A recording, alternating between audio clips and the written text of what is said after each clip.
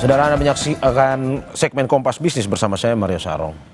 Realisasi investasi yang dibanggakan Presiden Prabowo Subianto bahkan naik lebih dari 11% dari tahun lalu. Ternyata justru diiringi penyerapan tenaga kerja yang melorot. Realisasi investasi asing juga menyusut, bahkan terendah sejak 2024. Inti-intinya kita berada di jalan yang benar. Usaha untuk membuat seolah-olah Indonesia dalam keadaan susah, Indonesia dalam keadaan gelap, Indonesia ekonomi gagal, itu saudara-saudara, itu adalah upaya menurunkan semangat kita, dan itu tidak benar, saudara-saudara sekalian. Saya diberi laporan oleh Menteri Investasi, bulan ini sudah mencapai target yang ditetapkan oleh APBN tahun lalu. APBN 2025 kita sudah mencapai target bulan Agustus ini, 4 bulan sebelum akhir tahun sudah mencapai. Presiden Prabowo Subianto kembali membanggakan pencapaian. Kalau kemarin tentang data kemiskinan yang berkurang, kini Presiden happy dengan realisasi investasi. Benar, realisasi investasi kuartal 2 2025 naik 11,5% dibanding tahun lalu. Rinciannya, total 477,7 triliun rupiah.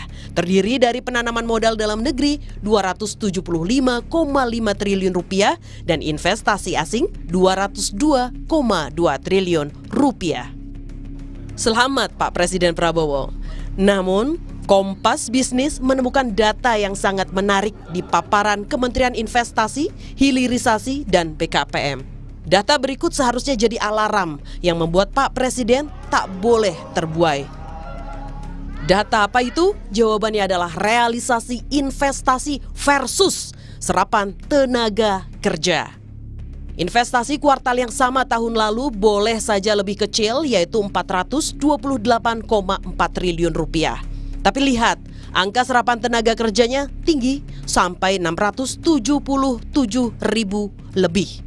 Bandingkan dengan kuartal 2 tahun 2025, realisasi investasinya lebih melesat, yaitu 477,7 triliun rupiah. Tapi serapan tenaga kerjanya justru melorot, turun ke 665 ribuan. Pak Presiden Prabowo, Kompas Bisnis tunjukkan data lain lagi, yaitu realisasi investasi asing. Angkanya terus melandai sejak awal tahun 2024. Bahkan, realisasi kuartal 2 yang dibanggakan asing berada di titik terendah, yaitu 202 triliun rupiah. Kita lihat memang tidak bisa dipungkiri geopolitik yang meningkat ini tentunya mempengaruhi sekarang investasi di seluruh dunia. Dan alhamdulillah kalau kita lihat di saat geopolitik yang sedang tinggi ini, para investor domestik atau lokal ini mempunyai kekuatan yang besar. Dalam rangka apa? Dalam rangka mereka juga ingin meningkatkan perannya berinvestasi di Indonesia. Karena yang kita sampaikan bahwa hitung-hitungannya jelas, potensinya ada, tentunya kita memberikan prioritas kepada investor dalam negeri juga agar mereka bisa berinvestasi di Indonesia, karena kembali lagi kita kan ingin supaya para investor dalam negeri ini juga lebih menikmati hasil yang ada di Indonesia ini lebih besar. Pak Presiden, tolong beritahu kami masyarakat awam sampai investor.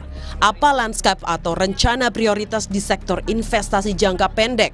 Apa yang akan dilakukan? Apakah pro pada padat modal dan teknologi, tapi minim serapan tenaga kerja, Pak?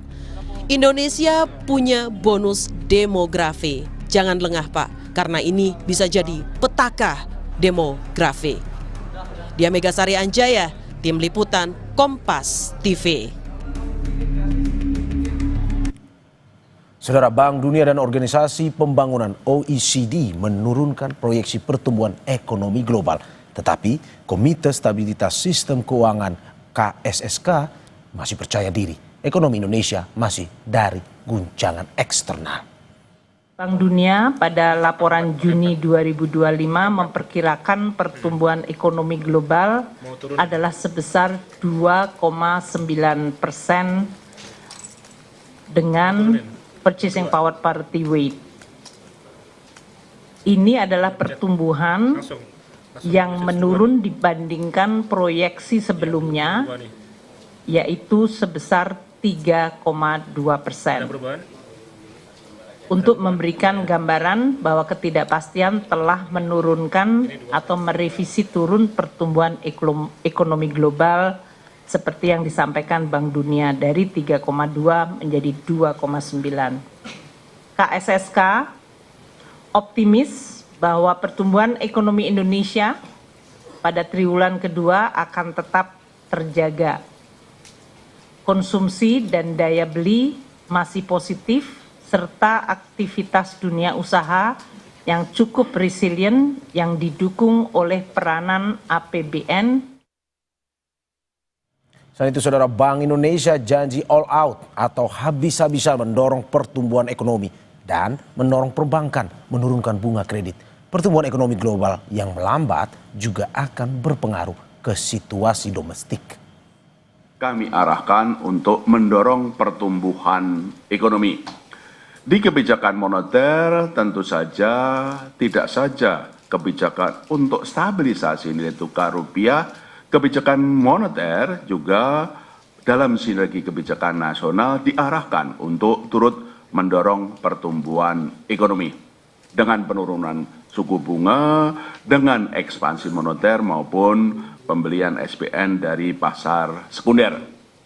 Dari sisi kebijakan makro Indonesia juga terus diarahkan untuk mendorong pertumbuhan ekonomi dengan mendorong kredit pembiayaan dari perbankan dengan pemberian insentif likuiditas makro prudensial, kemudian peningkatan likuiditas maupun juga mendorong perbankan bank untuk lebih cepat menurunkan suku bunga. Jadi kebijakan makro prudensial lebih diarahkan bagaimana perbankan lebih banyak mendorong kredit dan menurunkan suku bunga. Saat realisasi investasi naik, Saudara, lapangan kerja justru menyusut. Bagaimana hal ini jadi ancaman bagi ekonomi Indonesia? Bagaimana jika ke depan investasi lebih banyak padat modal, bukan padat karya? Kompas Bisnis tanya ke Kepala Ekonom Bank Permata Joshua Pardede. Selamat pagi, Mas Joshua. Selamat pagi, Mario. Terima kasih, Mas Joshua, sudah bergabung di Dialog Kompas Bisnis pada pagi hari ini. Mas Joshua, ini besok atau 5 Agustus BPS akan mengumumkan angka pertumbuhan ekonomi. Hitungan Anda, Mas, apakah ekonomi akan di atas 5% seperti kepercayaan diri pemerintah atau malah justru tidak? Perkiraan kami untuk pertumbuhan ekonomi kuartal kedua sepertinya masih akan berada di bawah 5%. Dan sangat disayangkan kembali bahwa bahkan lebih lambat dibandingkan kuartal pertama. Perkiraan kami untuk kuartal kedua, pertumbuhan ekonomi akan berkisar di kisaran 4,76% dibandingkan kuartal 1 4,87%. Dan ini tentunya meskipun memang konsumsi rumah tangga masih menjadi kuenya ya, kalau kita bicara kue pendorongnya masih menjadi pendorong utamanya, namun laju pertumbuhan dari konsumsi rumah tangga ini cenderung mengalami perlambatan. Di kuartal 1 kami melihat bahwa pertumbuhan konsumsi rumah tangga masih tumbuh 4,89%. Di kuartal kedua ini pertumbuhan konsumsi rumah tangga akan turun lagi 4,77%. Sementara itu untuk pendorong kedua terbesar setelah konsumsi yakni investasi, meskipun memang sedikit membaik, namun kalau tadi disampaikan bahwa dari sisi realisasi penyerapan tenaga kerja masih relatif belum begitu cukup mengangkat, karena kalau kita bicara juga dari sisi data tenaga kerja yang ter-PHK sampai dengan semester 1 tahun ini pun juga mengalami peningkatan. Artinya memang kalau kita melihat dari sisi peningkatan investasi pun juga belum cukup signifikan ya, karena investasi pun juga diperkirakan hanya tumbuh sekitar 3%-an ya, 3,7% dari kuartal 1 yang di kisaran 2,12%.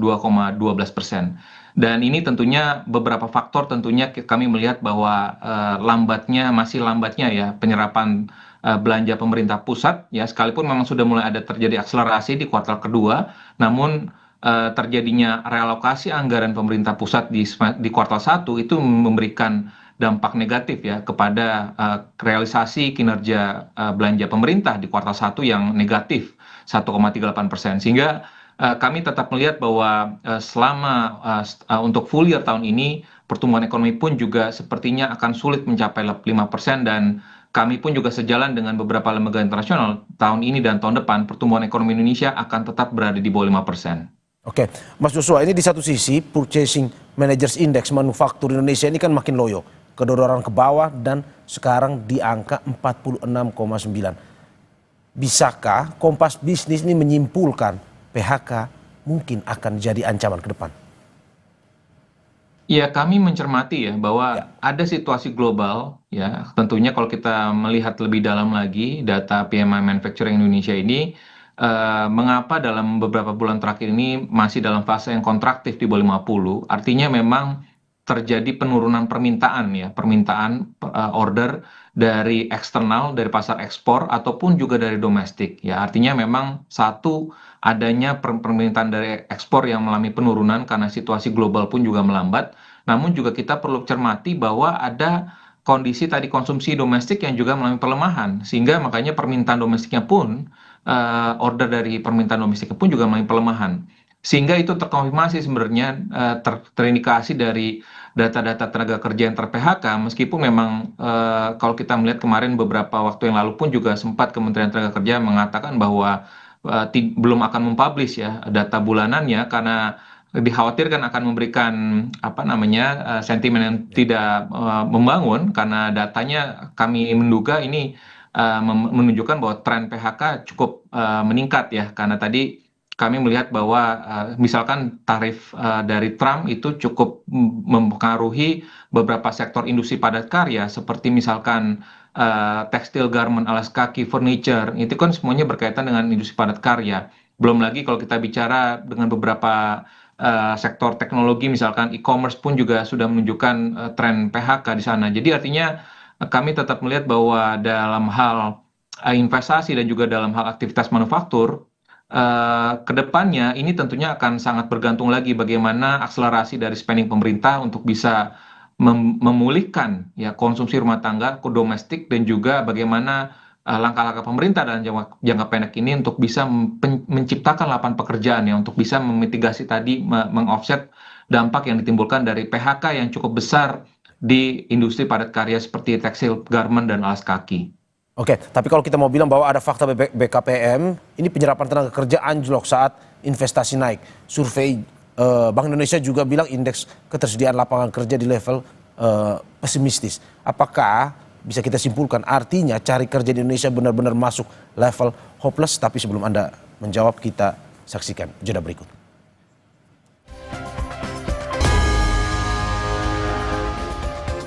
Saudara, terima kasih masih di Kompas Bisnis bersama saya Mario Sarong dan juga Kepala Ekonom Bank Permata Joshua Pardede.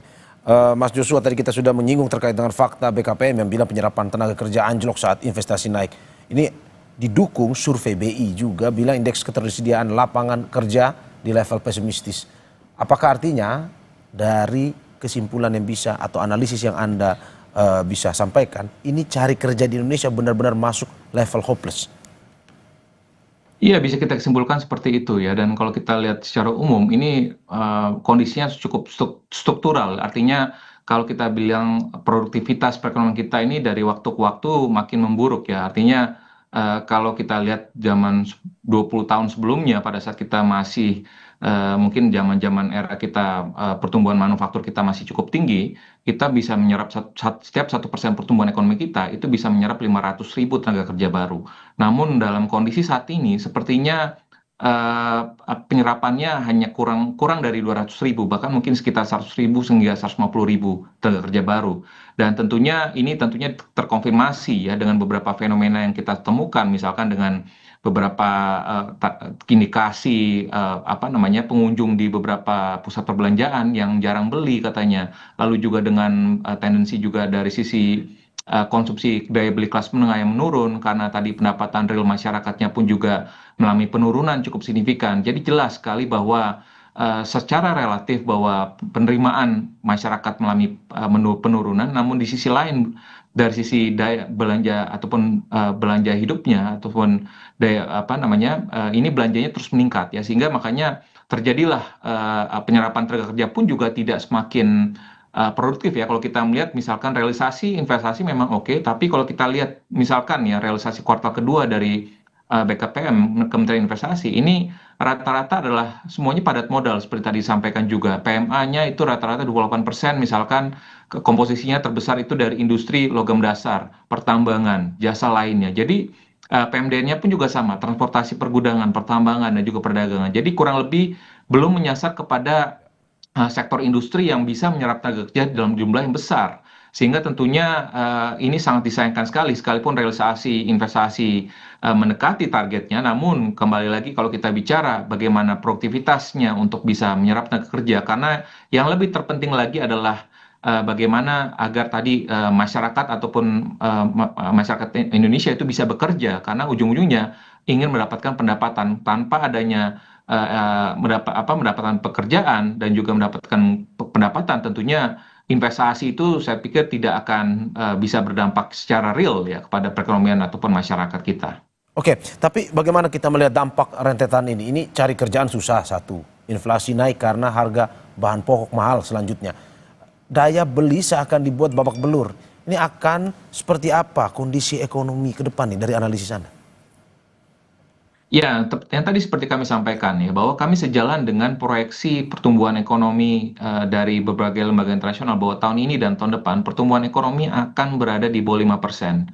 Dan tentunya ini kalau tidak ada langkah-langkah yang strategis dari pemerintah, dalam hal ini bagaimana pemerintah bisa membuka lapangan pekerjaan dalam jumlah yang besar dalam waktu dalam jangka pendek ini tentunya akan bisa berdampak negatif ya kepada pengangguran, kemiskinan yang sekalipun memang kemarin data BPS menunjukkan penurunan ya, namun kalau kita bicara kenyataan di lapangannya sendiri ya, ini masih mengindikasikan bahwa terjadi penurunan kondisi tadi ya, daya beli masyarakat, dan eksesnya sudah kita lihat bersama ya, bagaimana kalau kita lihat bagaimana pinjol ilegal, judi online, ini tentunya ini sudah sangat nyata kita temukan di lapangan. Artinya pemerintah tidak bisa tutup mata ya dengan ekses dari penurunan daya beli kelas menengah tersebut ya. Dan kalau kita lihat juga misalkan program MBG yang digaungkan oleh pemerintah, akselerasinya pun juga penyerapannya pun juga belum cukup optimal. Jadi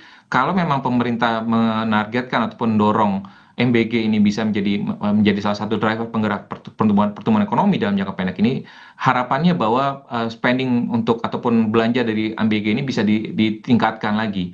Dan kembali lagi kami tekankan lagi bahwa investasi pun juga ya, dengan realokasi anggaran pemerintah pusat di awal tahun ini, dampak negatifnya jelas sekali bahwa pembangunan infrastruktur ini pun juga dengan adanya perlambatan pembangunan infrastruktur, jelas sekali bahwa pertumbuhan ekonomi kita pun juga tidak bisa terangkat. Jadi artinya pemerintah kembali lagi perlu menyasar ataupun memberikan skala prioritas kepada belanja-belanja yang produktif gitu ya, dan juga kembali lagi bagaimana stimulus fiskalnya pun juga diarahkan bisa mendorong lebih cepat lagi, karena sekalipun suku bunga acuan Bank Indonesia sudah turun, tapi kembali lagi fiskal lah yang menjadi pendorong utama ya. Tanpa adanya selama kalau kita lihat rekening pemerintah di Bank Indonesia masih tetap tinggi, artinya dananya tidak akan muter di masyarakat ya. Artinya tentunya kembali lagi ini akan bergantung lagi kembali lagi bagaimana spending dari pemerintah ini akan bisa mempengaruhi pertumbuhan ekonomi Indonesia ke depannya. Oke, kalau kita lihat ini di lain sisi ini bunga kredit bank masih saja belum turun.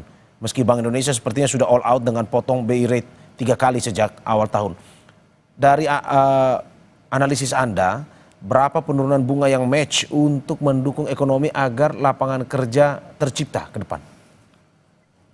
Ya, secara teoretikal sebenarnya suku bunga kredit perbankan itu biasanya akan mengikuti ataupun menyesuaikan sejalan dengan penurunan suku bunga Bank Indonesia.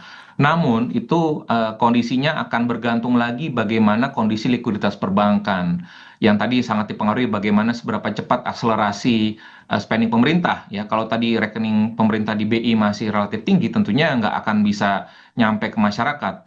Yang kedua adalah bagaimana kondisi risiko kredit, ya, risiko kredit perbankan yang sudah mulai mengalami peningkatan, khususnya beberapa segmen bisnis seperti UMKM itu NPL-nya masih relatif tinggi, sehingga ini perlu juga harus dicatat bahwa transmisi ataupun penyesuaian suku bunga kredit akan terus berlangsung, akan bekerja, tapi tentunya akan ada waktu penyesuaian atau time lag-nya, ya, dan tentunya kembali lagi dalam hal risiko kredit, ya, selama perbankan melihat ada terjadi peningkatan risiko kredit karena tadi ya perbankan juga melihat bahwa ada penurunan daya beli, lalu juga PMI manufacturing pun juga mengalami masih dalam fase yang kontraktif. Sepertinya perbankan pun juga berhati-hati ya dalam penyesuaian suku bunga dan juga dalam hal penyaluran kreditnya, karena pada akhirnya ini akan sangat mempengaruhi nanti kinerjanya ke depannya dan juga portfolio kredit perbankan ke depannya. Sehingga tentunya kembali lagi ini sektor industri perbankan pun juga akan sangat dipengaruhi kembali lagi oleh ujung-ujungnya fiskal pemerintah untuk bisa mengakselerasi pertumbuhan ekonomi. Jadi bukan moneternya tapi justru adalah fiskal pemerintah yang menjadi ujung tombak dari perekonomian kita. Oke. Terima kasih Mas Joshua atas apa yang disampaikan. Semoga bisa memberikan masukan kepada pemerintah terkait dengan solusi bagi para pencari kerja di Indonesia. Terima kasih sekali lagi Kepala Ekonom Bank Permata Joshua Pardede atas apa yang disampaikan. Sehat-sehat selalu, Mas. Terima kasih.